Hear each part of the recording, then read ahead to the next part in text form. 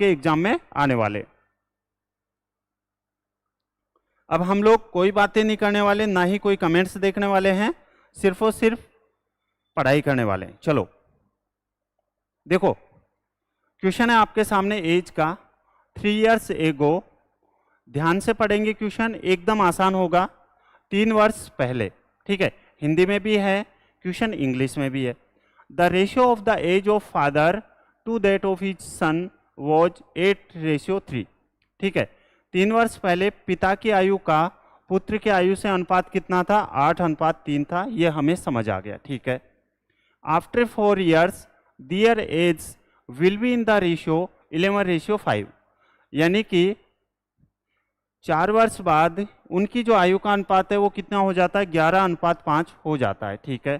तो आपसे पूछा गया है what is the present age of the father.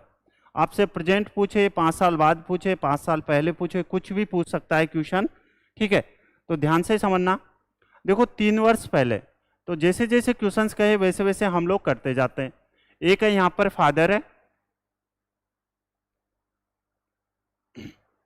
और एक कौन है? यहाँ पर सन है, ठीक है। एक पिता है और एक कौन है? पुत्र है, ठीक है। यहाँ पर 3 वर्ष पहले, तो यहाँ पर हम लोग लिख लेंगे 3 years एगो, ठीक है, ताकि हमें पता चले कि किसकी वैल्यू हमारे पास है और किसकी वैल्यू हमें फाइंड आउट करनी है। चलो, 3 वर्ष पहले जो पिता और पुत्र की आयु का अनुपात है वो कितना है? 8:3 है। चलो यहाँ पर कितना है? 8 कितना है? 3 है, ठीक है। फिर 4 वर्ष बाद, तो यहाँ से हम लोग लिख लेंगे आफ्टर 4 year। आफ्टर कितना हो जाएगा? 4 year। 4 साल बाद जो उनकी आयु का अनुपात है वो कितना हो जाता है? 11:5 हो जाता है।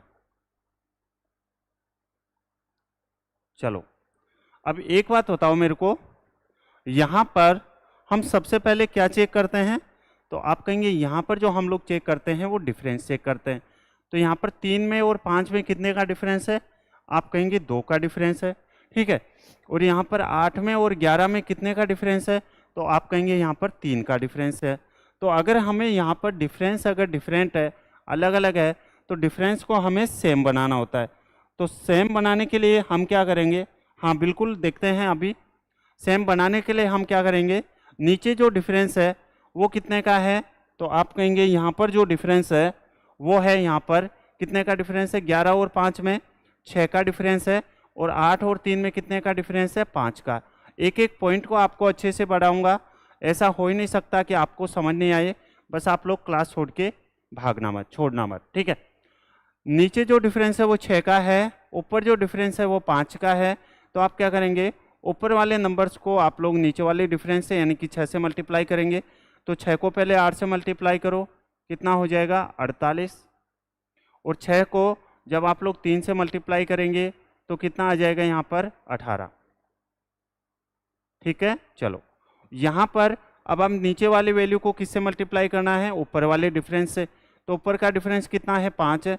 तो 11 को 5 से मल्टीप्लाई करेंगे तो यहाँ पर आएगा 55। और यहाँ पर जब 5 को 5 से मल्टीप्लाई करोगे तो यहाँ पर आएगा 25। अब ये करते ही यहाँ पर डिफरेंस एकदम बराबर हो जाएगा, ठीक है। आपको चेक करने की टेंशन लेने की जरूरत है नहीं, ठीक है। तो यहाँ पर देखो आप लोग, 18 और 25 का डिफरेंस कितना है? आप कहेंगे 7 है। और 48 और 55 का डिफरेंस कितना है? यहाँ पर 7 है। यहाँ पर जो 7 की वैल्यू है वो कितना है? एज का डिफरेंस 3 वर्ष पहले है और 4 वर्ष बाद में है। क्या टोटल 7 years का ही है क्या? तो 1 की वैल्यू कितनी आ जाएगी? यहाँ से 1। अगर 1 की वैल्यू 1 आ गई है तो 48 की वैल्यू कितनी आ जाएगी? आप कहेंगे 48 आ जाएगी। और यहाँ पर 18 की वैल्यू कितनी आ जाएगी? आप कहेंगे 18 आ जाएगी। आपसे क्या पूछा गया है?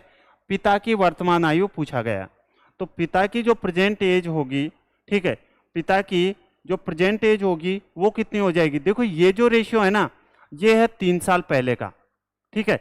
ये इसलिए मैं आपको समझाने की कोशिश करता हूँ कि आप लोग कहाँ पे मिस्टेक करते हैं, ठीक है। ये जो एज का यहाँ पर जो ये वैल्यू है ये कब की है? 3 वर्ष पहले की।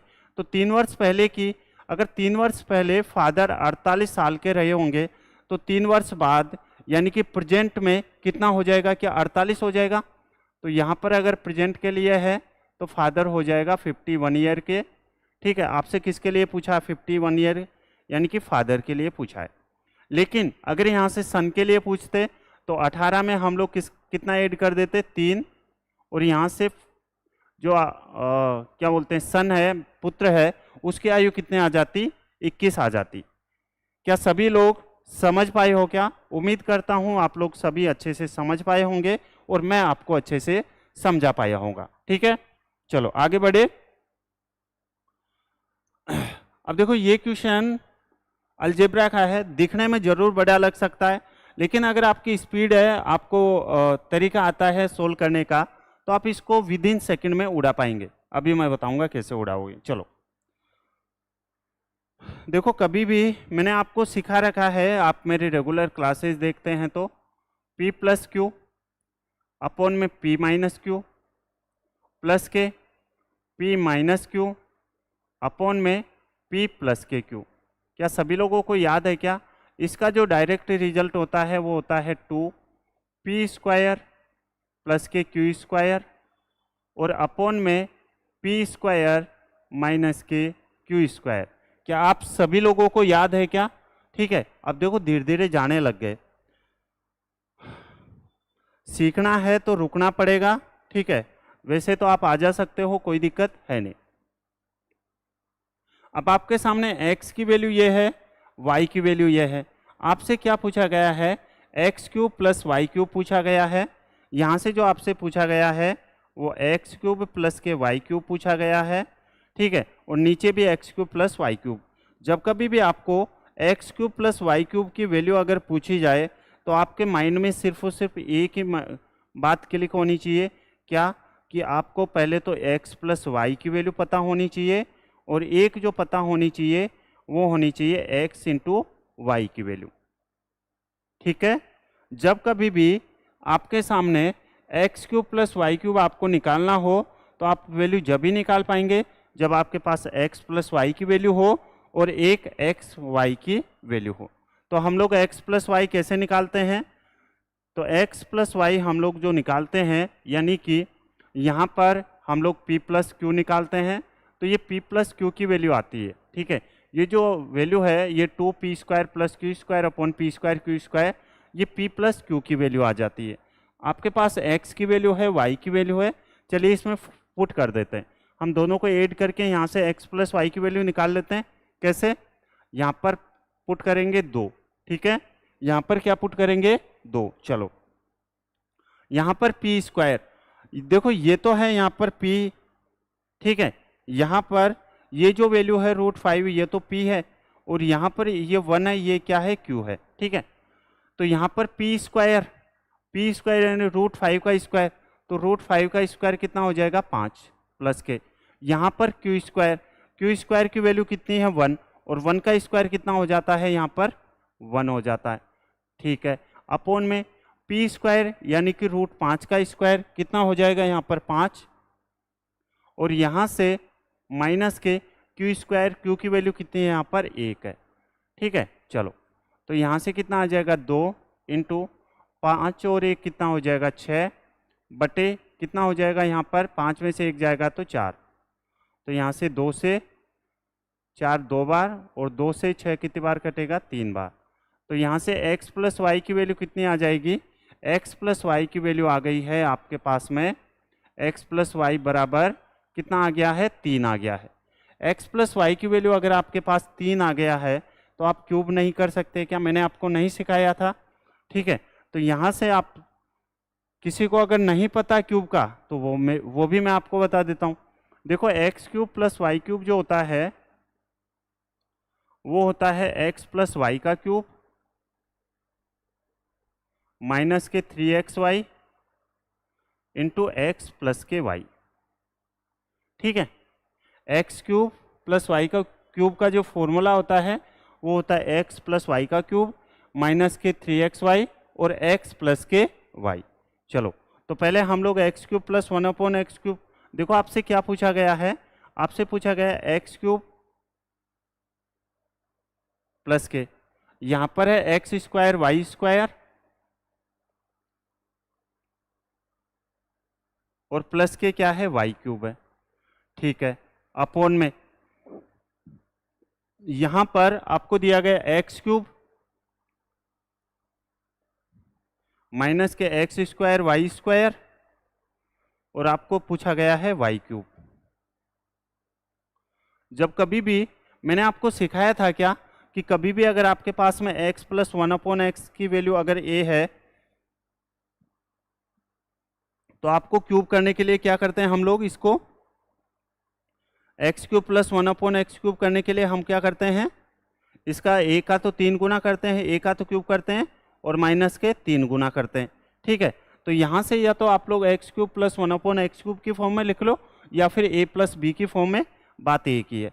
तो यहाँ से जब आप 3 का क्यूब करेंगे, 3 का क्यूब करेंगे तो कितना हो जाएगा 27, और 27 में से 3 गुणा माइनस करेंगे तो यहाँ से आ जाएगा 18। अब देखो यहाँ से आपके पास x cube plus Y cube की वैल्यू कितनी आ गई, यहाँ पर x cube plus Y cube की जो वैल्यू आ गई है वो आपके पास 18 आ गई है। चलो X cube plus Y cube की जो वैल्यू आ गई है आपके पास में वो 18 आ गई है, ठीक है।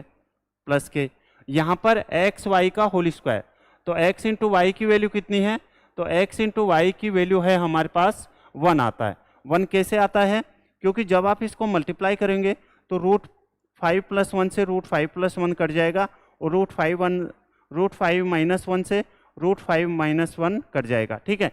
तो यहाँ से x और y की वैल्यू कितनी आ जाती है, हमारे पास 1 आ जाती है। तो यहाँ पर देखो 18 प्लस के X square plus Y square यानी कि एक्स वाई का होल स्क्वायर की वैल्यू कितनी है 1 है।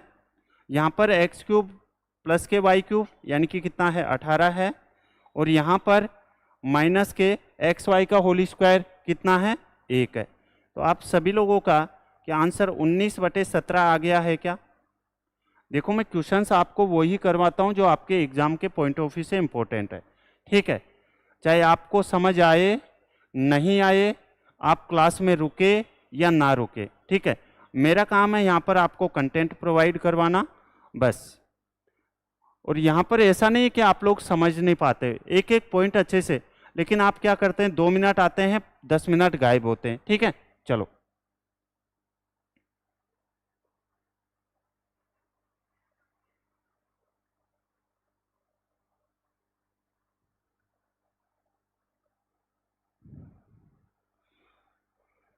चलिए देखो ये क्वेश्चंस काफ़ी ज़्यादा इम्पोर्टेंट है और ऐसे क्वेश्चंस मैं सही बताऊं तो यूट्यूब पर नहीं करवाए जाते हैं, ठीक है। समझने की कोशिश करो। और सबसे मेन बात है कि ये क्लास आपके लिए रेगुलर रह रही है, ठीक है। और फेस्टिवल पर भी आपके लिए ऑफ नहीं होने वाली, ये क्लास आपके लिए रेगुलर रहेगी। होली पर भी मैं कोई छुट्टी नहीं करने वाला। देखो क्वेश्चन है the average of 28 numbers is 77। 28 संख्याओं का जो एवरेज है वो कितना है 77 है। 28 संख्याओं का जो एवरेज है वो कितना है 77 है, ठीक है। The average of first 14 numbers is 74। पहली 14 संख्याओं का जो एवरेज है वो कितना है 74 है। पहली 14 संख्याओं का एवरेज कितना है 74 है, ठीक है। फिर क्या कह रहा है and the average of last 15 numbers is 84। और बाद की, ठीक है, और अंतिम जो 15 संख्याएं हैं उनका जो एवरेज है वो कितना है यहाँ पर 84 है। कोई दिक्कत है क्या, ठीक है, कोई परेशानी है, आप कहेंगे यहाँ पर हमें कोई परेशानी है नहीं, ठीक है। चलो आपको दिया गया है 14वीं संख्या को हटा दिया जाए, हटा दिए जाने पर शेष संख्याओं का जो एवरेज है वो क्या होगा, ये आपसे पूछा गया। चलिए आपको पता है क्या कि 14वीं संख्या हम लोग कैसे निकालते हैं। 14वीं संख्या हम लोग जो निकालते हैं वो मैंने आपको कल ही सिखाया है। कैसे कि यहाँ पर जो सभी संख्याओं का जो एवरेज है वो कितना है, आप कहेंगे 77 है। कितना है 77, यानी कि 28 संख्याओं का एवरेज कितना है यहाँ पर 77 है। अब आप यहाँ से क्या करेंगे, मेरे को एक बात बताओ, यहाँ पर जो 14 संख्याओं का जो एवरेज है वो कितना है 74 है। कम है कि ज़्यादा है, आप कहेंगे कम है, सॉरी हाँ कम है। कितना कम है 3 कम है, तो माइनस के 3 और कितनी संख्याओं पर है 14 संख्याओं पर, ठीक है। अगेन हम क्या करते हैं, देखो किसी का कमेंट अगर नहीं भी पढ़ो ना तो वो मत करना, क्योंकि मेरा फोकस सिर्फ और सिर्फ यहाँ पर है, ठीक है।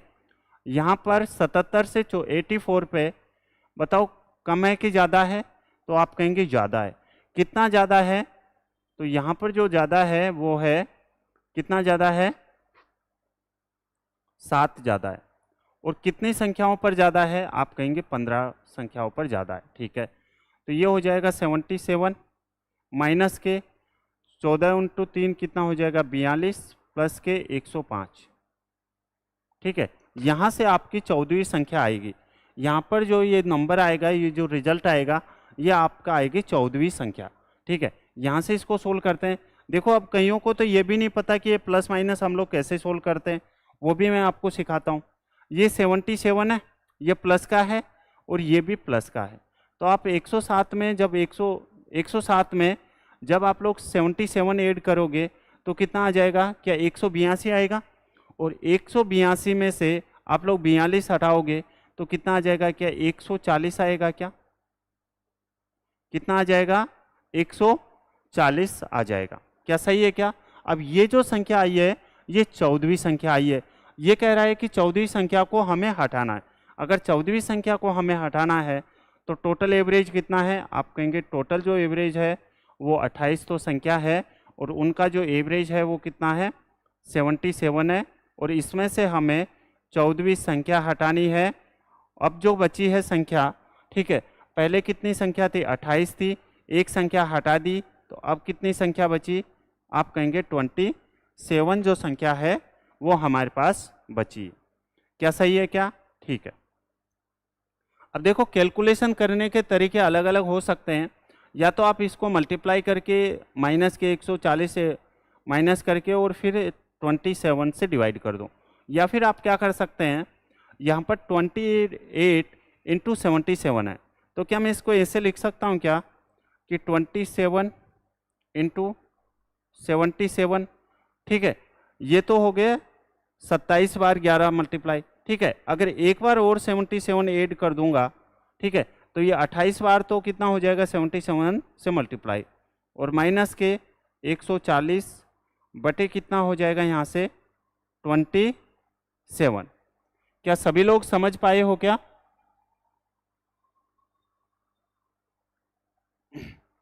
अच्छा, इस पे लाइट पड़ रही है क्या यार, इसमें तो सही दिख रहा है। ठीक है, इसमें तो एकदम सही दिख रहा है यहाँ तो क्लास में। थोड़ा आप लोग है ना क्वालिटी बढ़ाओ, ठीक है, देखने की। चलो यहाँ से अब हम क्या करेंगे, यहाँ से देखो ये 77 में से जब आप लोग 140 को माइनस करोगे तो कितना आ जाएगा, क्या 63 आएगा। तो यहाँ से मैं लिख सकता हूँ क्या कि 27 × 77 माइनस के कितना हो जाएगा 63 आएगा। क्या कितना आ जाएगा, यहाँ पर 77 10 में से 7 जाएगा तो 3। ठीक है, यहाँ पर 13 तो हाँ 63 आएगा और अपॉन में कितना चल रहा है 27। ठीक है, चलो यहाँ पर जब आप इसको सोल्व करेंगे, ठीक है, जब आप इसको सोल्व करेंगे तो देखो सभी में एलसीएम का भाग देना है, यानी 27 का भाग देना। तो 27 से यहाँ पर 27 कट जाएगा, 27 से यहाँ पर 27 कट जाएगा तो यहाँ पर क्या बचेगा 77। ठीक है, क्योंकि ये मल्टीप्लाई में, तो मल्टीप्लाई में ये 27 से 27 कट जाएगा तो यहाँ पर क्या बचेगा केवल 77। और 77 माइनस के 63 अपॉन में कितना हो जाएगा 27। ठीक है, अब इसको हम लोग सोल्व कर लेंगे। 27 को अगर 2 से मल्टीप्लाई करेंगे तो 54। ठीक है, यानी कि यह आएगा 2 कम, यानी कि 74 पॉइंट समथिंग आएगा, 70.4 समथिंग। मेरे को एक बताओ था कि ऑप्शन नंबर बी है क्या। ठीक है, कौन सा है, ऑप्शन नंबर बी आपके इस क्वेश्चन का सही जवाब हो जाएगा। देखो हमने 14वीं संख्या कैसे निकालते हैं वो आप लोग समझिएगा। आपको क्या करना है, सबसे पहले टोटल एवरेज लेना है, फिर दूसरी संख्या में ये जो 14 संख्याओं का जो एवरेज है वो इससे कम है कि ज़्यादा है टोटल से, तो आप कहेंगे यहाँ पर जो कम है कितना कम है 3। अगर एक की वैल्यू 3 -3 है तो 14 संख्याओं का कितना एवरेज हो जाएगा -42। ठीक है, फिर सेकंड में हम लोगों ने चेक किया कि 77 से 84 में एवरेज बढ़ा कि घटा, आप कहेंगे बढ़ा, कितना बढ़ा है 7। अगर 7 बढ़ा है 1 पे तो 15 पे कितना बढ़ा है 105 बढ़ा है। 77 माइनस 42 प्लस के 105, अब प्लस प्लस को एक जगह, यानी कि 77 प्लस के 105 को हमने वन साइड कर लिया, कितना आ जाएगा 182, और 182 में से जब आप 42 हटाओगे तो आएगा 140। ठीक है, अब आप क्या करोगे, ये कह रहा है कि 14वीं संख्या को यहाँ से हटाना है। 14वीं संख्या की वैल्यू ये आई है, तो 14वीं संख्या को हमें हटाना है। तो टोटल जो एवरेज है हमारा 28 संख्या है, और उनका जो एवरेज है वो 77 है, उसमें से 14वीं संख्या यहाँ पर हटानी है। ठीक है, अब जो संख्या बची है वो कितनी बची है, 27। 27 क्यों बची है, क्योंकि टोटल 28 संख्या थी, एक संख्या हटा दी है, तो कितनी बची है, 27 बची है। ठीक है, फिर कैलकुलेशन या तो आप ऐसे कर सकते हैं, ठीक है, कि 28 को 77 से मल्टीप्लाई करेंगे और माइनस के 140/27 करेंगे, या फिर एक और तरीका है कैलकुलेशन का, वो क्या है कि 27 को 77 बार मल्टीप्लाई करेंगे। ठीक है, हमें 28 बार करना है तो हम एक बार ऐड कर देंगे 77, बोलो सही है क्या, और यहाँ पर माइनस के 140 मैंने एज इट इज जैसे कैसे रखा, वो 27 से डिवाइड कर दिया। ठीक है, तो ये हो जाएगा 27 इंटू 77 प्लस के 77 में से जब 140 जाएगा, 140 जाएगा, तो बचेगा 63। यहाँ पर 27 इंटू 77 है, तो यहाँ से एलसीएम यानी कि 27 से 27 कट जाएगा, तो यहाँ पर बचेगा 77 माइनस के, और यहाँ पर 63 को जब 27 से आप लोग डिवाइड करोगे तो यहाँ पर आ जाएगा आपका आंसर, तो 74 पॉइंट समथिंग आएगा, यानी कि कितना आ जाएगा, 74.7 आ जाएगा। चलो, ये डीआई के क्वेश्चंस है, और इसमें क्या है वो, चलो अब ये टाइम स्पीड एंड डिस्टेंस का क्वेश्चन है। ठीक है, क्वेश्चन है आपके सामने, walking 6/7 of his usual speed, a man is 24 minutes late. ठीक है, the usual time taken by him to cover that distances. यदि एक व्यक्ति अपनी वास्तविक चाल की 6/7 चाल से चले तो गंतव्य स्थान पर 24 मिनट देरी से पहुंचता है। तो आपसे पूछा गया है वास्तविक चाल से लिया गया समय आपको बताना है।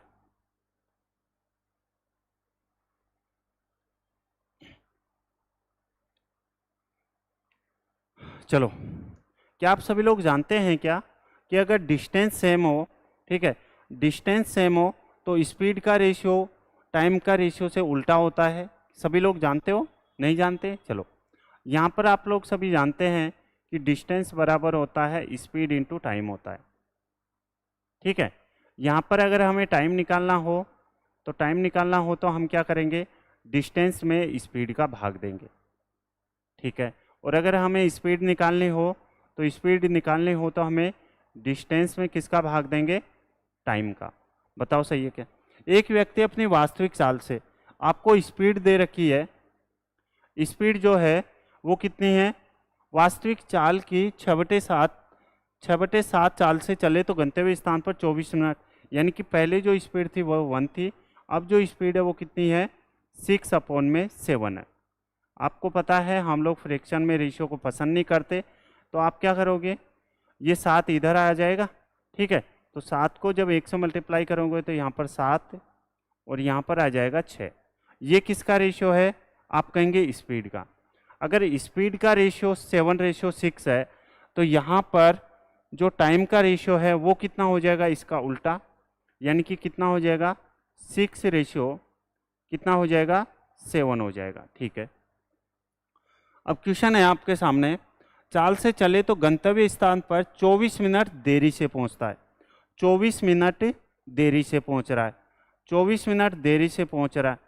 ठीक है, यानी कि पहले 6 मिनट में पहुंच रहा था, अब 7 मिनट में। ठीक है, तो क्या कम या ज़्यादा, हमेशा दो चीज़ों का डिफरेंस होता है, लेट, देरी या फिर पहले। ठीक है, ये हमेशा डिफरेंस रहेगा। तो 6 से 7 यानी कि यहाँ पर 1 की वैल्यू कितनी है, आप कहेंगे 24 है। 1 की वैल्यू कितनी है, यहाँ पर 24 है। तो 1 की वैल्यू 24 है, तो वास्तविक चाल से लिया गया समय, वास्तविक चाल से जो लिया गया समय वो कितना है, 6 है। तो 24 को जब 6 से मल्टीप्लाई करोगे तो ये कितना हो जाएगा, 6 चौके 24 और 6 दूनी 12 और 4 12 और 2 14। क्या 144 मिनट सभी लोगों का आंसर आया है क्या? कितना आ जाएगा, 144। ठीक है,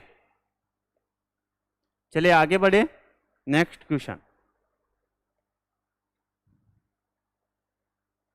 अब देखो ये वाला ये जो कंसेप्ट है मैंने आपको कल भी सिखाया था और आज भी सिखाऊंगा। ठीक है, in a triangle A B C, angle B आपको 72 डिग्री दे रखा है, एंगल सी जो दे रखा है वो आपको 44 डिग्री दे रखा है। ठीक है, side B C is produced to D. ठीक है, the bisector of angle B and A C D meet at E. Okay, what is the measure of B E C आपसे पूछा गया। देखो एक ट्रायंगल है ए बी सी, चलो ये एक ट्रायंगल है और ये ट्रायंगल को नाम दिया गया ए, यहाँ पर बी और यहाँ पर सी है। ठीक है, चलो यहाँ पर ट्रायंगल ए बी सी में एंगल बी आपको कितना दे रखा है, 72 डिग्री दे रखा है, कोई दिक्कत नहीं है। यहाँ पर एंगल जो बी दे रखा है वो आपको दे रखा है 72 डिग्री। चलो यहाँ पर 72 डिग्री मैंने आपके सामने पुट कर दिया। ठीक है, और एंगल जो सी है वो कितना है, 44 डिग्री है। कितना है, 44 डिग्री है। बताओ सही है क्या। ठीक है, एक मिनट।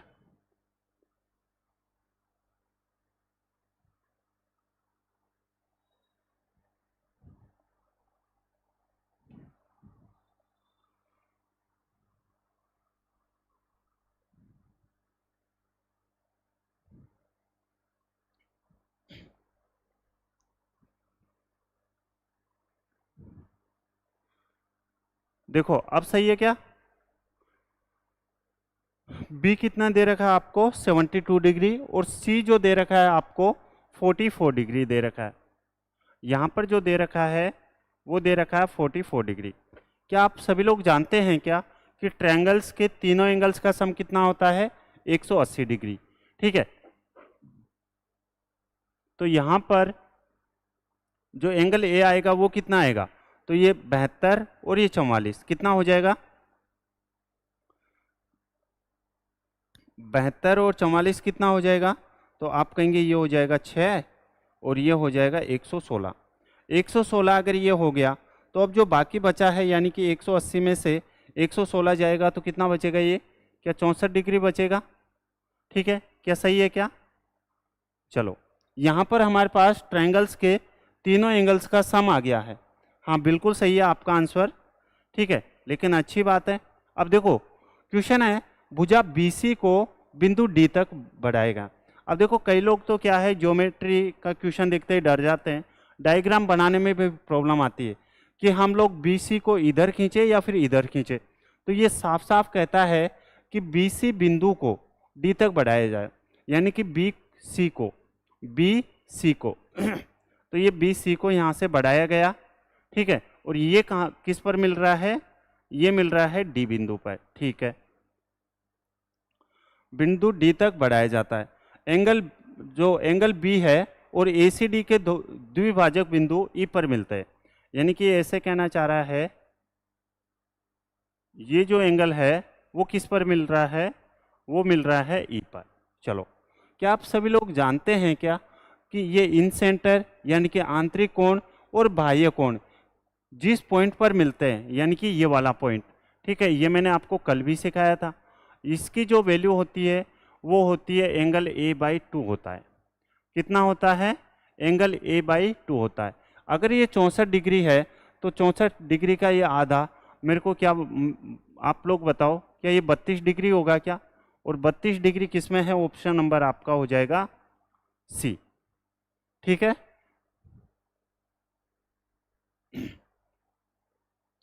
चलिए आगे बढ़ते हैं। Question number next, question number next है, आप सभी लोग आंसर करो। देखिएगा क्वेश्चन है the sum of two numbers is 232 and their HCF is 29। दो संख्याओं का जो योग है वो 232 है।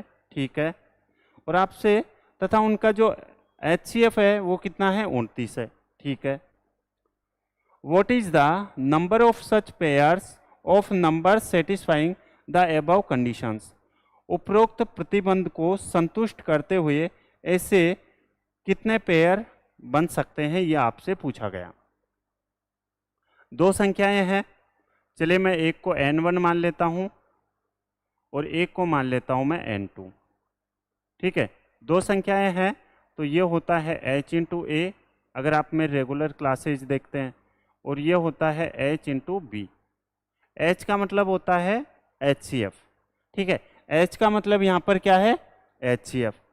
तो यहाँ पर आप सभी लोग मिलकर एक बात बताओ, यहाँ पर जो n1 है वो n1 जो नंबर है इसको क्या लिख सकता हूँ मैं, तो आप कहेंगे 29 इंटू ए लिख सकते हैं, 29 इंटू ए लिख सकते हो। और यहाँ पर n2 को मैं क्या लिख सकता हूँ, तो यहाँ पर 29 इंटू बी लिख सकते हैं। बताओ सही है क्या, आप कहेंगे बिल्कुल ठीक है। दो संख्याओं का योग कितना है, 232 है। अगर दो संख्याओं का योग अगर 232 है तो आप सभी लोग मेरे को एक बात बताओ, दो संख्याएं यानी कि 29 इंटू 29a प्लस 29b बराबर कितना है, 232 है। यानी कि 29a प्लस के 29b बराबर कितना है यहाँ पर, तो यहाँ पर है 232 है। ठीक है, अगर 29a प्लस 29b 232 है तो यहाँ से मैं क्या 29 कॉमन ले सकता हूँ, आप कहेंगे बिल्कुल ले सकते हैं।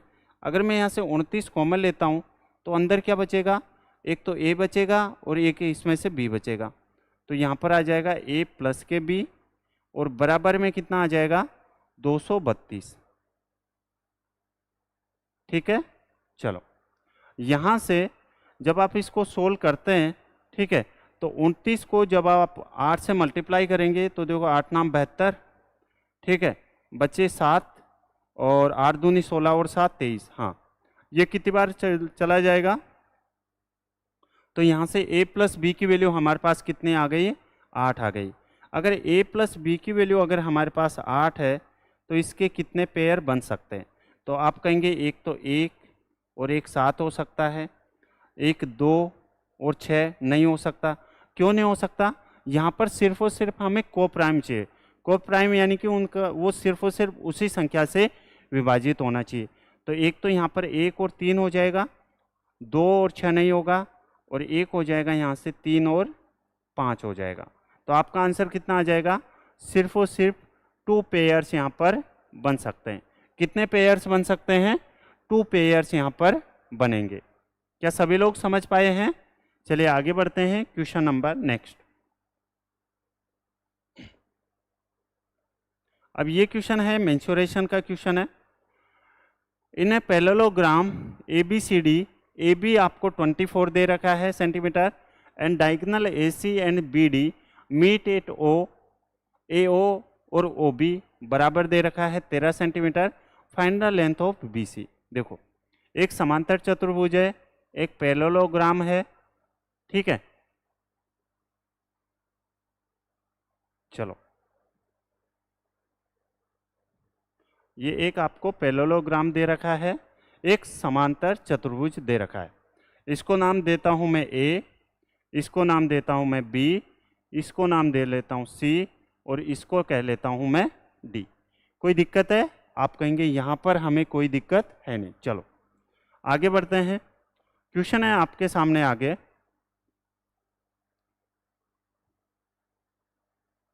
क्वेश्चन है, किसी समांतर चतुर्भुज ABCD में AB आपको दे रखा है 24 सेंटीमीटर, AB आपको दे रखा है यहाँ पर 24 सेंटीमीटर दे रखा है, ठीक है। चलो, तथा विकर्ण AC व BD O पर काटते हैं। AC यानी कि ये वाला विकर्ण और एक ये वाला विकर्ण, ठीक है। ये किस पर काट रहा है, ये काटता है O पर, ठीक है। यहाँ पर फिर ये क्वेश्चन है आपके सामने। क्वेश्चन क्या कहना चाह रहा है कि यहाँ पर AO और BO कितना है, 13 है। AO कहाँ पर है, ये रहा, यानी कि ये कितना है, 13 है, और BO यानी कि ये 13 है। क्या आप सभी लोग जानते हैं क्या कि अगर ये डायगोनल है और समांतर चतुर्भुज है तो अगर ये वाली साइड 13 है तो क्या ये वाली साइड भी 13 होगी क्या, ठीक है ना। और क्या ये AO अगर 13 है तो क्या OC भी क्या 13 होगा क्या? अगर नहीं पता है तो पता होना चाहिए, ठीक है। अब ये हमारे पास क्या बन गया है, एक आयत बन गया, एक रेक्टेंगल बन गया। ठीक है, क्या आप सभी लोग जानते हैं क्या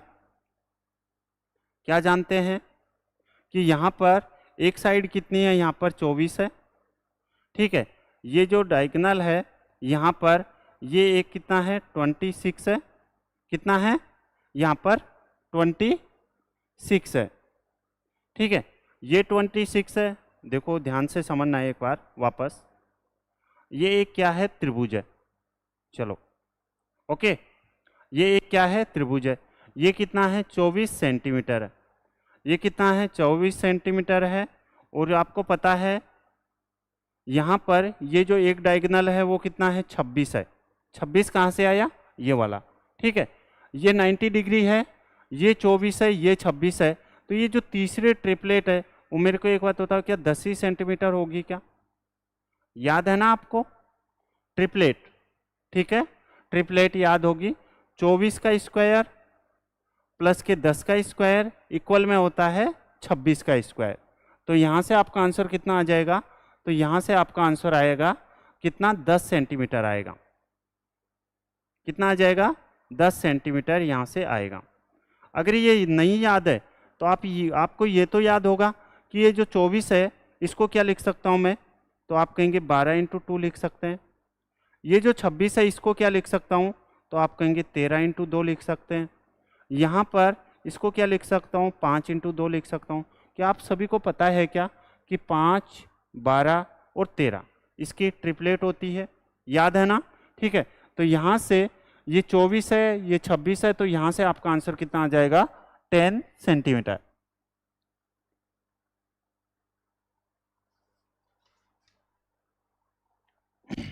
चलिए आगे बढ़ते हैं, question number next, mixture and alligation का क्वेश्चन है और एकदम आसान है, समझ पाएंगे तो।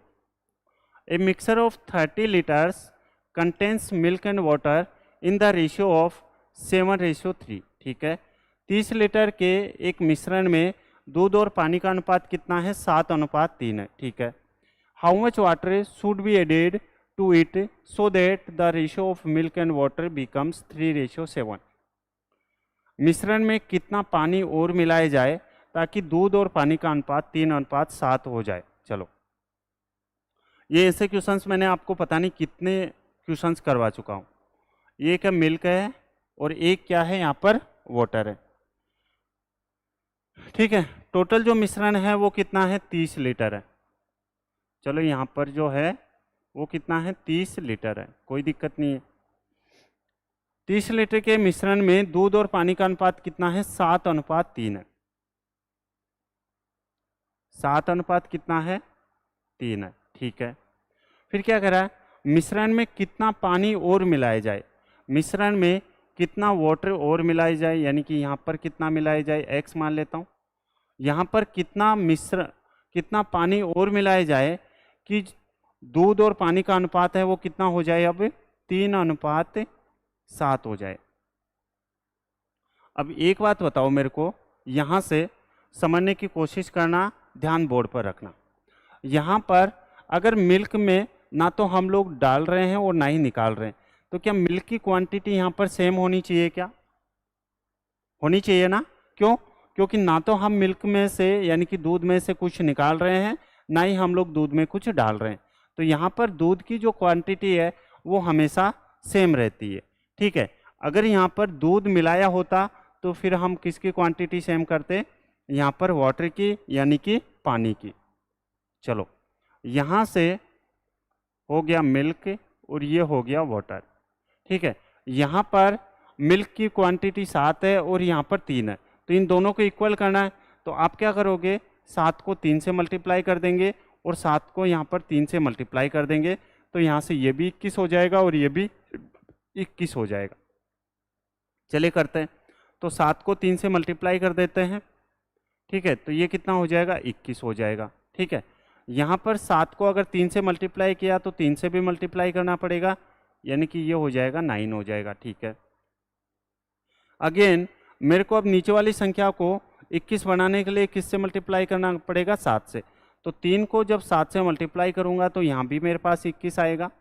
ठीक है, और यहाँ पर जब 7 को 7 से मल्टीप्लाई करूँगा तो कितना आ जाएगा, 49 आ जाएगा। क्या सभी लोग समझ पाए हैं क्या कि रेशियो कहाँ से कैसे क्या आ गया? अगर आप लोग समझ पाए हैं तो अच्छे से समझ पाए होंगे। अब देखो मिल्क मिलाया गया था, वो पानी मिलाया गया था, तो पानी जो है वो कितना लीटर मिलाया गया था? तो पहले 9 लीटर पानी था, अब जो पानी है वो 49 लीटर है। तो कितना लीटर पानी मिलाया गया? आप कहेंगे 40 लीटर पानी मिलाया गया। टोटल मिश्रण कितना था? तो टोटल जो मिश्रण था वो कितना है, 30 है। 30 के नीचे रेशियो का टोटल कितना, 21 और 9 कितना हो जाएगा, 30। और कितना पानी मिलाया गया है? तो पानी जो मिलाया गया है यहाँ पर 9 से 49 में, तो यानी कि 40 लीटर यहाँ पर पानी मिलाया गया। यहाँ से 30 से 30 कट जाएगा, तो आपका आंसर यहाँ से कितना आ जाएगा, यहाँ से आपका आंसर आ जाएगा 40 लीटर। कितना आ जाएगा, 40 लीटर। क्या सभी लोग समझ पाए हो क्या?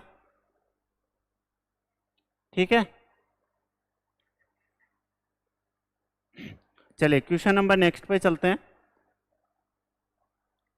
अब देखो मैं आपको यहाँ पर यूनिट डिजिट के कुछ कंसेप्ट सिखा रहा हूँ। ठीक है, यूनिट डिजिट में आपको यूनिट डिजिट का मतलब है कि सिर्फ और सिर्फ लास्ट वाला नंबर लेना है। यहाँ पर नंबर क्या है, 6, 7, 3, 5 और 4 है। ठीक है, और इसकी पावर कितनी है? यहाँ पर इसकी पावर है 1, 2, 3 और 7 है। ठीक है, कोई दिक्कत है नहीं। यहाँ पर हम लोग यूनिट डिजिट यानी कि इकाई का अंक के लिए लास्ट वाला नंबर लेते हैं। तो लास्ट वाला नंबर ले लो, यहाँ पर 4, और 4 की पावर अब कितनी हो जाएगी, 1, 2, 3 और 7। ठीक है, सबसे पहले मेरे को एक बात बताओ, 4 की पावर 1 क्या होता है? तो आप कहेंगे 4 होता है। 4 का स्क्वायर कितना होता है? तो आप कहेंगे 16 होता है। और 4 का क्यूब कितना होता है? तो आप कहेंगे 64 होता है। ठीक है, अब यहाँ से मैं आपको क्या समझाना चाह रहा हूँ, मैं आपको यहाँ से ये समझाना चाह रहा हूँ कि अगर 4 की पावर ओड हो यानी कि विषम हो, अगर 4 की पावर जैसे 1 हो, 3 हो, 5 हो, 7 हो, अगर 4 की पावर ओड हो, विषम हो, तो वो नंबर है यानी कि जो यूनिट डिजिट है, इकाई का अंक है, वो कितना आएगा, 4 ही आएगा। लेकिन अगर 4 की पावर सम हो, इवन हो, जैसे 4 की पावर 2, 4 की पावर 4, 4 की पावर 6, 8, 10, 12, ठीक है, तो उसमें जो इकाई का अंक है वो कितना आएगा, 6 आएगा। बस मैं आपको इतनी सी बात सिखाना चाहता हूँ। जैसे अगर पावर ओड है, ठीक है, पावर अगर 3 है, ओड है, तो यहाँ पर जो यूनिट डिजिट है वो कितने आएगी, 4 आएगी। यहाँ पर भी पावर ओड थी, तो इस वजह से यूनिट डिजिट कितनी आई है, 4 आई है। अब एक बात बताओ, यहाँ से ये जो 1237 है, 1237 है, ये इवन है कि ओड है? आप कहेंगे ओड है। अगर ओड है, विषम है, तो 4 की पावर अगर विषम है, ठीक है, क्या है, ओड है, यानी कि विषम है। ठीक है, तो आंसर क्या आएगा, यूनिट डिजिट कितनी आएगी यहाँ पर, 4 ही आएगी। बताओ सभी लोग समझ पाए हो क्या?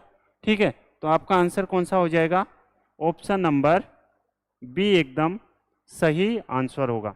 ठीक है, आगे बढ़े।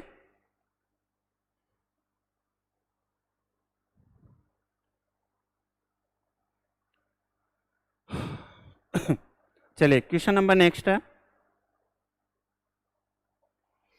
क्वेश्चन है आपके सामने, a number is such that when it is multiplied by 3। ठीक है, एक संख्या को 3 से गुणा किया जाए तो it gives another number which is as much above 116 is the original number itself is below 116। What is 40% of the original number आपसे पूछा गया।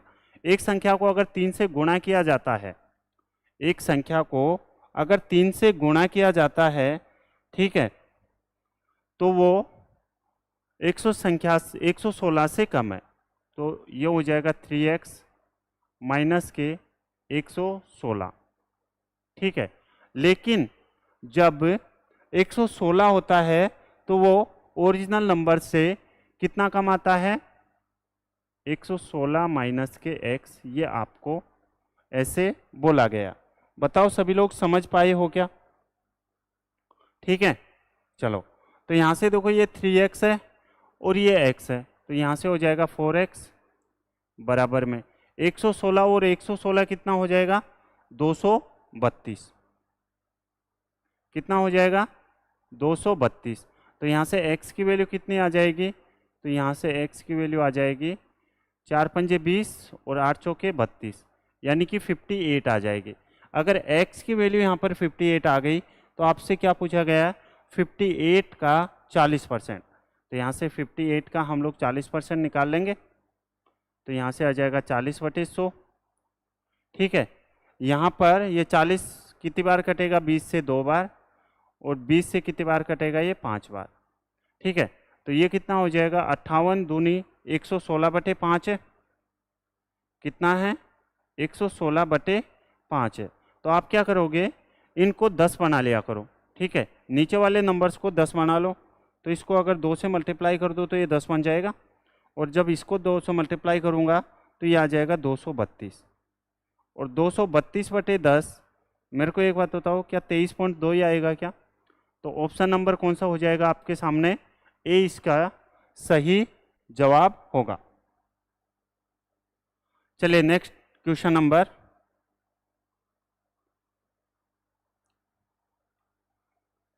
देखो नेक्स्ट क्वेश्चन नंबर है प्रॉफिट एंड लॉस का। ठीक है, क्वेश्चन है a dealer sold an article at a loss of 2%। ठीक है, सीपी था और सीपी कितना था, 100 था। ठीक है, कितना है 100 है, कोई दिक्कत नहीं है। एक डीलर ने एक वस्तु को 2% हानि पर बेची। अगर 2% हानि पर बेच रहा है तो यानी कि कितने में बेचेगा, 98 में बेचेगा। कितने में बेचेगा, 100 की वस्तु को 98 में बेचेगा। ठीक है, यदि इसने 44 रुपये अधिक में बेचा होता तो उसे 20% का लाभ होता। अब अगर इसको 44 रुपये अधिक में बेच रहा है तो 20% लाभ, यानी कि ये हो जाएगा 120 हो जाता। ठीक है, कोई दिक्कत है, आप कहेंगे नहीं है। यहाँ पर हमें कुछ नहीं करना होता है, ये 98 और ये 120, अगर ये 90 रुपये से 120 रुपये का बेचता, ठीक है, तो यहाँ पर कितने का इसको प्रॉफिट होता, तो आप कहेंगे यहाँ पर जो प्रॉफिट होता वो 120 में से 98 हटा दो, यानी कि 22 का होता। तो हम कह सकते हैं कि जो 44 की वैल्यू है वो 22 है, और आपसे किसकी वैल्यू पूछी गई है, आपसे क्रय मूल्य पूछा गया है, यानी कि 100 की वैल्यू आपसे पूछी गई है। 22 को यहाँ से जब आप सोल्व करेंगे तो 22 से कट जाएगा ये 44 2 बार, और यहाँ से आपका आंसर आ जाएगा 200 रुपये। ऑप्शन नंबर सी आपके इस क्वेश्चन का एकदम सही जवाब होगा। क्या सभी लोग समझ पाए हो क्या? ठीक है, आगे बढ़ते हैं क्वेश्चन नंबर नेक्स्ट। देखो क्वेश्चन दिखने में जरूर बड़ा लग सकता है, लेकिन कुछ भी नहीं है क्वेश्चन में। ठीक है, the ratio of the rail fares of first class and second class between the station is 3:1 है। किन्हीं दो स्टेशनों के बीच प्रथम और द्वितीय श्रेणी के रेल किरायों में 3:1 का अनुपात है। ठीक है, the ratio of first class passenger and second class passenger is 1:50। उन स्टेशनों के बीच की यात्रा करने वाले प्रथम तथा द्वितीय श्रेणी के जो यात्रियों की जो संख्या थी वो फर्स्ट क्लास में कितनी थी, 1 थी, और सेकंड क्लास में कितनी थी, 50 थी। ठीक है, यदि किसी विशेष दिन उक्त दोनों स्टेशनों के बीच यात्रा करने वाले यात्रियों से कुल रेल किराया इतने रुपए प्राप्त हुआ हो, तो आपसे पूछा गया द्वितीय श्रेणी के यात्रियों से कितना रेल किराया प्राप्त हुआ होगा। देखो, एक फर्स्ट श्रेणी और एक सेकंड श्रेणी, एक फर्स्ट है और एक सेकंड है। ठीक है, फर्स्ट श्रेणी में का जो किराया है वो कितना है, 3 है, और यहाँ पर जो सेकंड श्रेणी का जो किराया है वो कितना है, 1 है। ठीक है, और इनमें जो यात्री है वो फर्स्ट श्रेणी में कितना है, 1 है यात्री, और यहाँ पर फर्स्ट श्रेणी में 1 यात्री ट्रेवल कर रहा है और सेकंड श्रेणी में 50 यात्री जो है ट्रेवल कर रहे हैं। ठीक है, कोई दिक्कत नहीं है। तो यहाँ से इनका जो रेवेन्यू, यहाँ से जो इनका टिकट है वो कितना, टिकट से कितना प्राप्त होगा किराया। तो यहाँ से अगर श्रेणी फर्स्ट में 3 किराया है, 3 रुपये किराया है और यात्री सिर्फ 1 है, तो यहाँ से प्राप्त करेगा 3। और यहाँ से अगर यहाँ पर श्रेणी, यहाँ पर जो है किराया 1 है और पैसेंजर है वो 50 है, तो यहाँ से जो किराया प्राप्त होगा वो होगा 50। ठीक है, तो यहाँ से जो टोटल किराया है वो 50 तो सेकंड श्रेणी से और 3 फर्स्ट श्रेणी से, जो टोटल किराया जो प्राप्त होगा वो होगा 53। लेकिन यहाँ पे जो टोटल किराया प्राप्त कितना हुआ है, 1325 हुआ है। ठीक है, और आपसे क्या पूछा गया है, द्वितीय श्रेणी के यात्रियों से कितना। तो द्वितीय श्रेणी के यात्रियों से कितना किराया प्राप्त किया जा रहा है, 50 रुपये। ठीक है, इसको हम लोग सोल्व करते हैं। देखो 53 से जब मैं इसको काटता हूं तो 53 दूनी 106। ठीक है, 53 दूनी कितना हो जाएगा, 106। बचे कितने, तो आप कहेंगे 185 और 53 5 कितना हो जाएगा, 185। तो यहाँ से हो जाएगा 25 बार कट जाएगा ये, और 25 5 कितना हो जाएगा, यहाँ से 25 5 होता है 1250। कितना होता है, 1250। क्या सभी लोगों का आंसर आया है क्या। तो ऑप्शन नंबर कौन सा होगा यहाँ पर, ए आपके इस क्वेश्चन का एकदम सही जवाब होगा। क्या सभी लोग समझ पाए हो क्या। चलिए आगे बढ़ते हैं, क्वेश्चन नंबर नेक्स्ट। देखो आप सभी लोग जानते होंगे कि प्रिंसिपल प्लस के एसआई बराबर होता है अमाउंट। ठीक है, अमाउंट क्या होता है, प्रिंसिपल प्लस के एसआई। अमाउंट यानी कि मिश्रधन, मिश्रधन होता है प्रिंसिपल यानी कि मूलधन प्लस के साधारण ब्याज।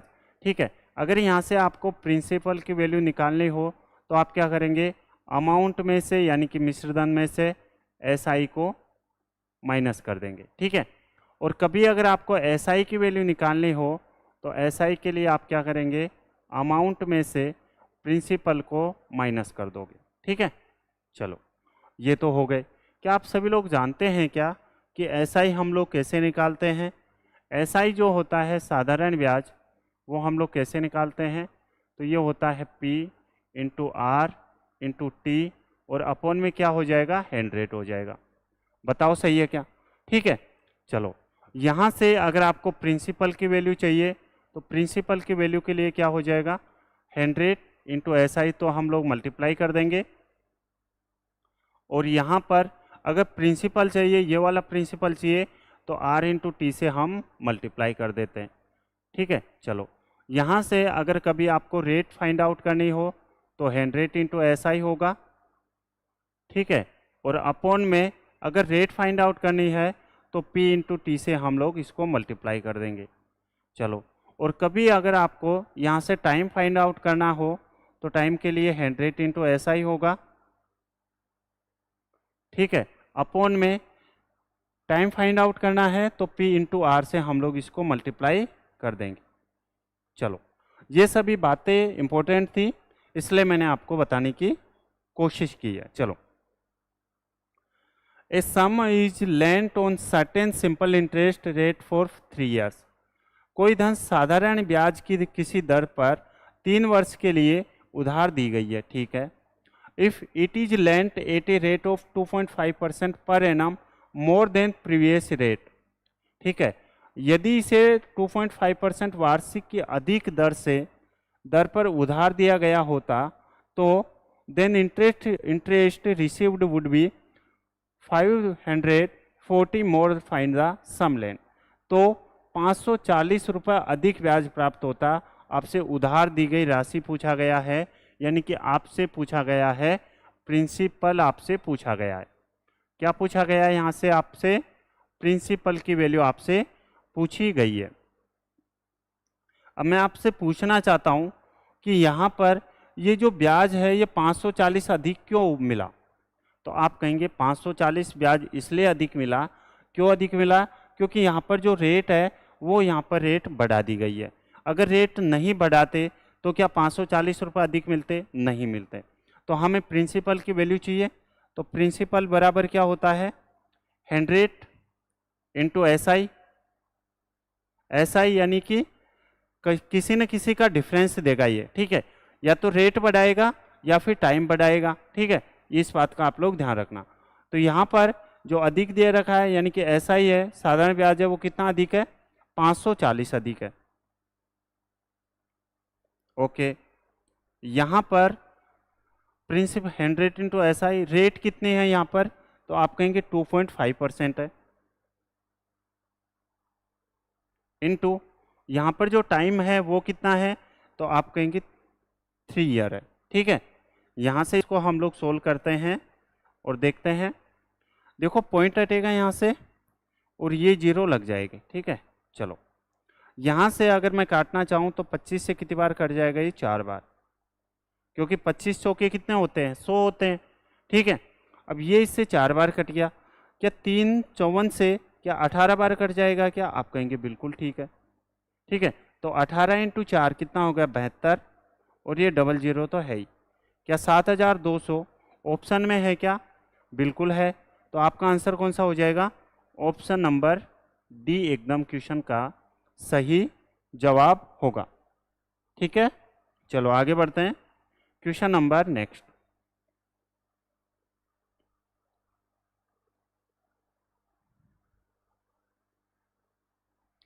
देखो ये क्वेश्चन आप लोग इजीली यानी कि बिना पेन चलाए टिक कर सकते हैं। क्यों?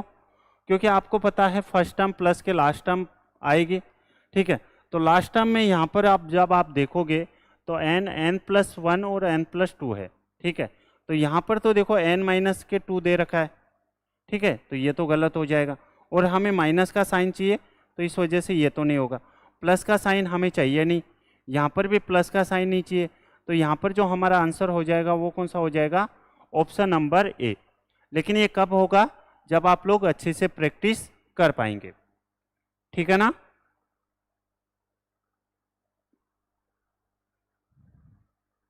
चलिए क्वेश्चन नंबर नेक्स्ट है आपके सामने। ट्रिग्नोमेट्री का क्वेश्चन है, ध्यान से समझना और सोल्व करने की कोशिश करना। देखो आपको दिया गया है cosec theta minus sine theta equal में पी है, और यहाँ से सेक थीटा माइनस के कोस थीटा इक्वल में क्या है? क्यू है। तो आपसे पूछा गया निम्न में से कौन सा सही है, यह आपसे पूछा गया। सोल्व करते हैं। देखो cosec theta minus sine theta, cosec theta minus के जो साइन थीटा है, ठीक है, इसकी वैल्यू आपको दे रखी है, पी दे रखी है, कोई दिक्कत नहीं है। अब आप यहाँ से क्या करेंगे? यहाँ से इस कोसेक को साइन में कन्वर्ट कर लो। तो 1 कोसेक को आप लोग क्या 1 साइन लिख सकते हैं?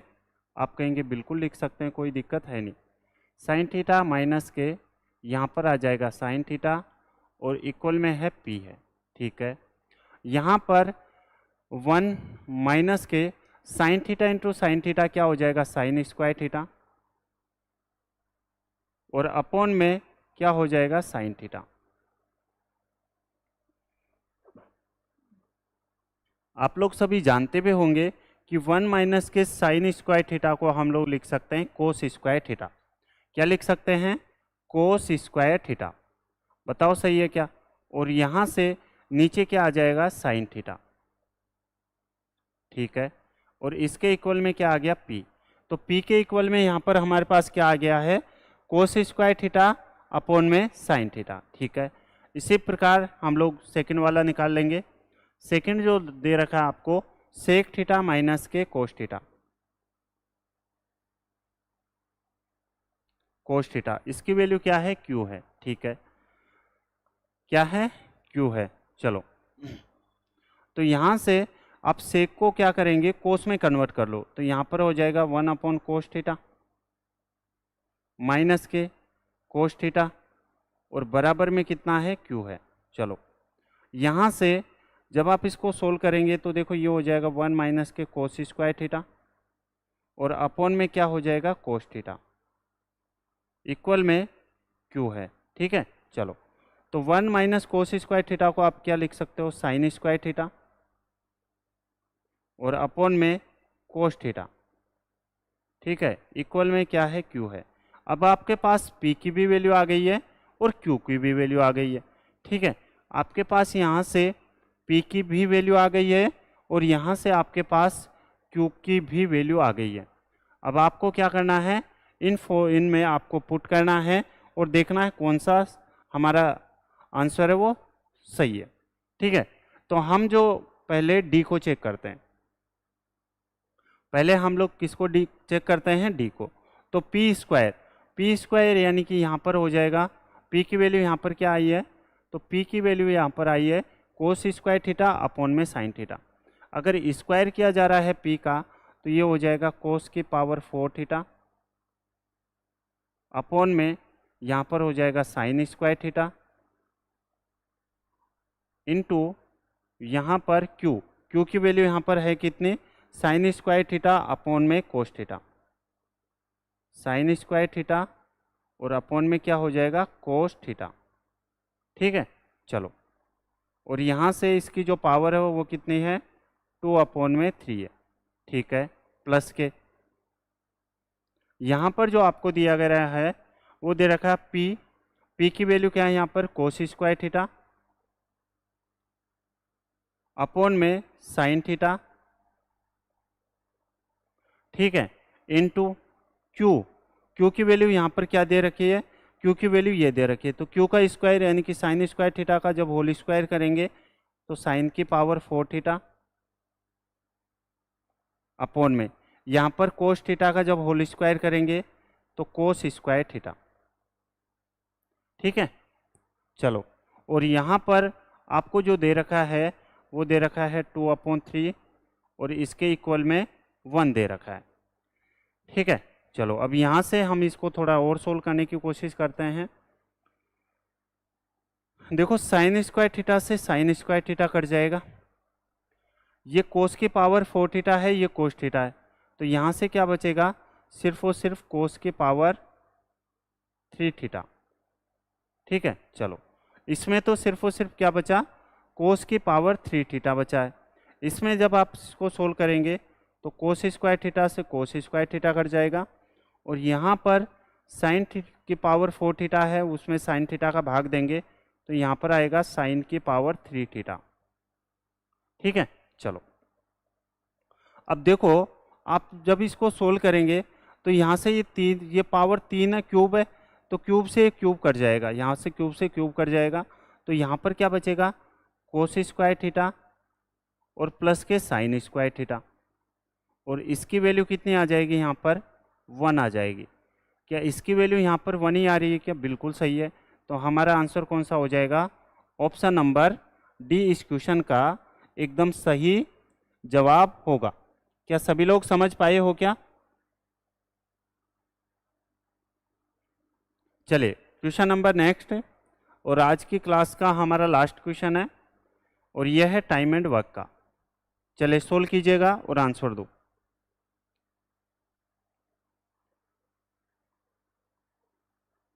देखो क्वेश्चन है आपके सामने, ABC alone can finish a certain work in 15 days, 20 days and 30 days respectively. A किसी काम को कितने दिन में, 15 दिन में। बी किसी काम को 20 दिन में और यहाँ पर सी उसी काम को कितने दिन में कर रहा है, 30 दिन में। चलो ये 30 दिन आ गया। ठीक है, अब यहाँ से हमारा सबसे पहला काम जो होता है वो होता है एलसीएम। तो 15, 20 और 30, इसका जो एलसीएम आएगा वो कितना आ जाएगा, आप कहेंगे 60 आ जाएगा। कितना आएगा, एलसीएम जो आएगा वो कितना आ जाएगा, 60। तो यहाँ से ए की इफिशिएंसी कितनी आ जाएगी, आप कहेंगे यहाँ से ए की इफिशिएंसी आ जाएगी 4, यहाँ से ए की इफिशिएंसी कितनी आ जाएगी, आप कहेंगे 3, और यहाँ से सी की इफिशियंसी कितनी आ जाएगी, 2 आ जाएगी। ठीक है, कोई दिक्कत है? आप कहेंगे नहीं है। वे तीनों they start working together and after some days C left the work. ठीक है, कुछ दिन उन सभी ने एक साथ काम किया और उसके बाद सी कार्य छोड़ के चला जाता है। At the completion of work they were paid total of 27,000 and B received an amount 9,000 more than C. काम पूरा करने के होने के बाद उन्हें 27,000 रुपये मिलते हैं। ठीक है, और बी और सी से 9,000 ज़्यादा मिले, तो बी ने कितने दिनों तक काम किया ये आपसे पूछा गया।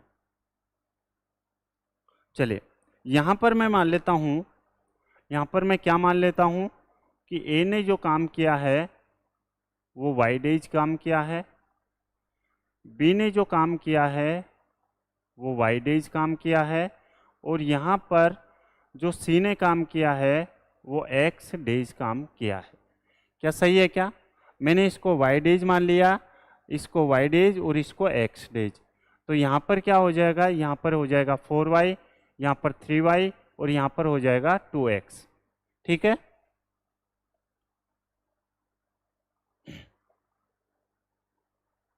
क्या आप सभी को पता है क्या? ठीक है, क्या पता है कि जो पैसे बढ़ते हैं, ठीक है, जो पैसे जो बढ़ते हैं वो किस में बढ़ते हैं? इफ़िशियंसी इनटू टाइम में बढ़ते हैं। किस में बढ़ते हैं? इफ़िशियंसी इनटू टाइम में बढ़ते हैं। तो यहाँ पर टोटल इफ़िशियंसी कितनी हो जाएगी? तो आप कहेंगे इसको मैं लिख सकता हूँ 4y। कितना लिख सकता हूँ यहाँ पर? इसको 60 को थोड़ा मैं इधर ले लेता हूँ। ठीक है, एलसीएम को मैं थोड़ा यहाँ पर ले ले रहा हूँ। एलसीएम कितना हो जाएगा? 60। ठीक है, तो यहाँ पर इसको मैं क्या लिख सकता हूँ? इसको अगर ये हो जाएगा 4y, ये कितना हो जाएगा? ये हो जाएगा 3y, और यहाँ पर हो जाएगा कितना? 2x।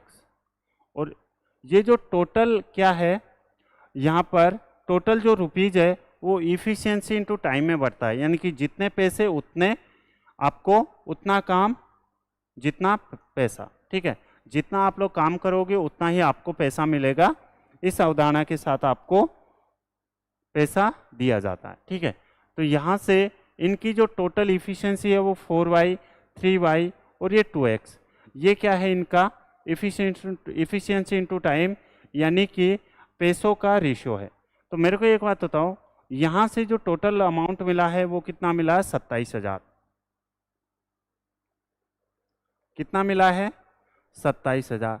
27,000 के नीचे टोटल इनका डेज कितना है? 4y प्लस 3y और प्लस के 2x।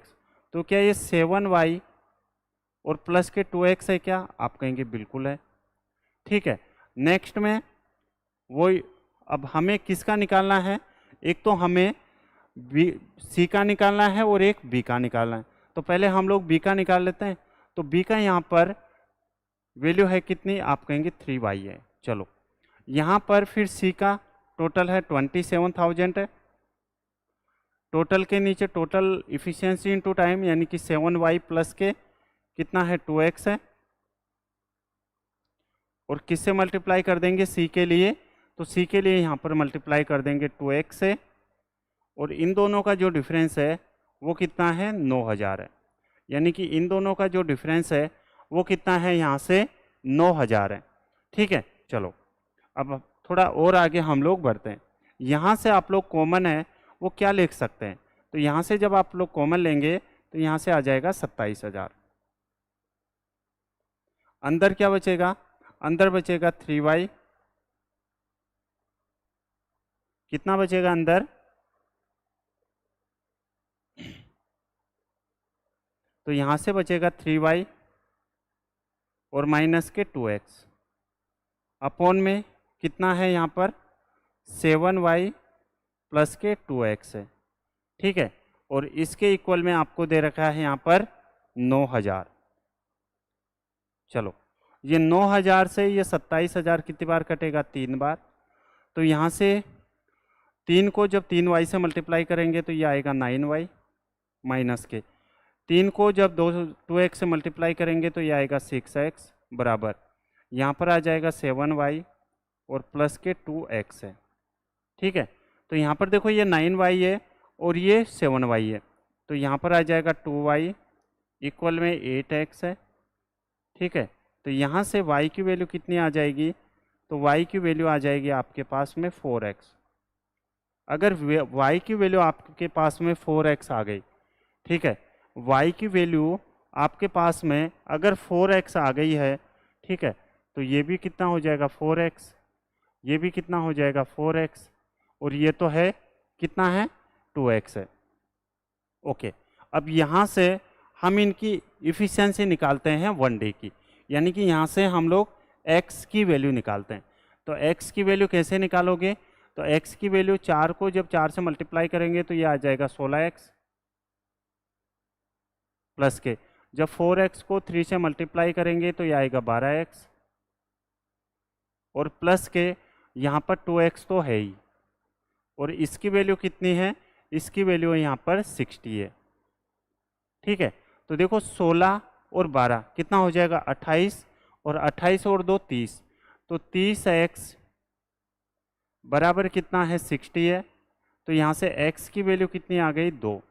अगर यहाँ से x की वैल्यू आपके पास 2 आ गई है तो आपसे क्या पूछा गया है, b ने कितने दिन तक काम किया।